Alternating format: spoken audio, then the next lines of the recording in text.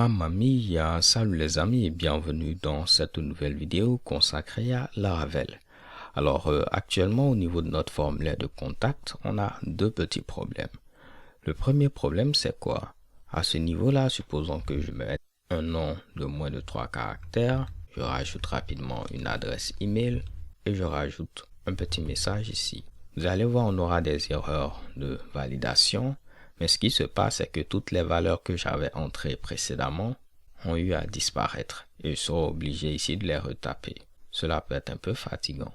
Donc ce qu'on fait à ce niveau, c'est quoi? Si je viens au niveau de ressources, views, contact, create, pour notre input, on va rajouter l'attribut value.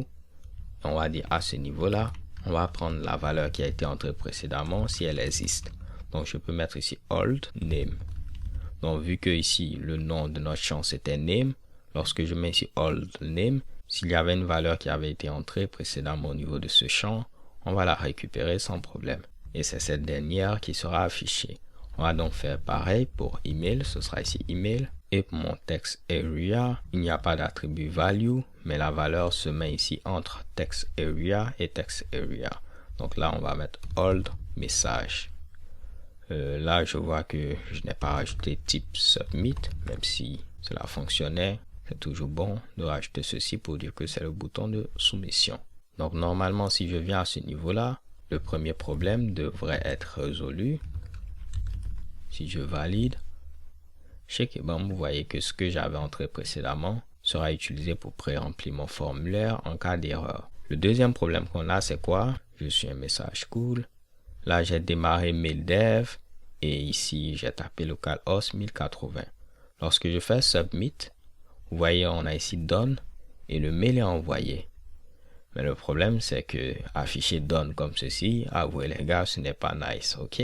Ce qu'on va faire, pourquoi pas, c'est utiliser Flashy afin d'afficher un message flash et rediriger l'utilisateur, disons, vers la page d'accueil. Donc, si je viens à ce niveau-là, je tape github.com/mercuryseries/flashy. On va l'installer rapidement. La première des choses que je dois faire, c'est un composer require de Mercury Series/flashy. Je viens à ce niveau-là. Je vais ouvrir, pourquoi pas, un nouvel onglet. Je viens au niveau du tutorial folder, la carte, et je vais coller ceci. Donc, pendant que Flashy est en train d'être installé, on va rajouter à ce niveau-là notre provider. Pas de problème. On vient au niveau de config, app, et tout juste en bas à ce niveau-là, je pourrais rajouter mon provider au niveau de la section dédiée au service provider des packages. On continue. Si on veut utiliser l'alias Flashy, on va ici l'enregistrer tout juste en bas. Moi, je ne vais pas l'utiliser. Je vais utiliser la fonction helper Flashy qui est présente à ce niveau-là. Donc là, je pourrais copier ceci, venir à ce niveau.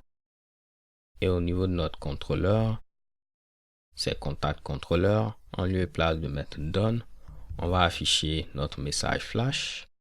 Donc par défaut au niveau de Flashy, si vous mettez directement ici comme premier argument une chaîne de caractères, il va utiliser success pour votre message. Vous voyez à ce niveau-là, par défaut, ce sera un message de succès. Donc pas de problème. Là, on va mettre nous vous répondrons dans les plus brefs délais. Et là, comme je l'ai dit, on allait le rediriger vers la page d'accueil. Donc, je peux mettre return, redirect, et je vais utiliser route. Notre page d'accueil, apprenons ici route path. Juste pour vous le prouver, si on vient au niveau de route, ensuite au niveau de web, vous voyez ici, c'est bel et bien route path. Je vais confirmer que l'installation est terminée et c'est bel et bien le cas. Au niveau de la documentation de Flashy, on nous demande de rajouter ceci. Donc là, si je viens au niveau de notre layout, je vais tenter de tout replier.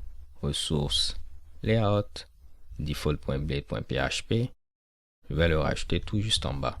Pour utiliser Flashy, il faut avoir jQuery. Nous, on est bel et bien chanceux à ce niveau-là parce que jQuery a déjà été chargé. On nous dit également si on veut modifier quelque chose, on n'aura qu'à publier ce template-là et le modifier. Donc, pourquoi pas, je vais modifier la police qui sera utilisée. Je vais faire PHP artisan, vendor publish, Là, je vais publier le numéro 3 qui fait référence à Flashy.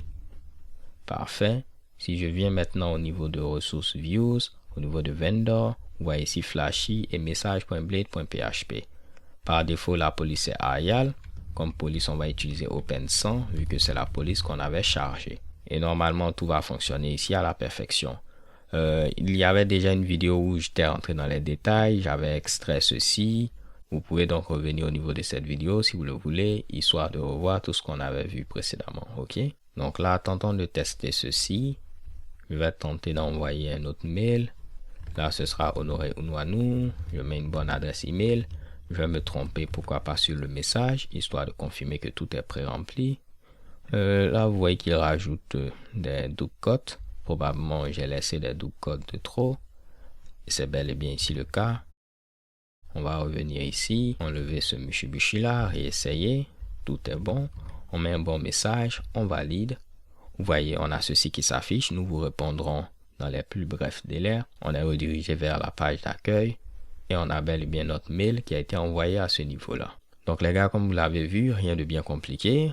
Ce sera tout pour cette vidéo. On se donne rendez-vous à la vidéo suivante. Stay tuned and take care. Peace.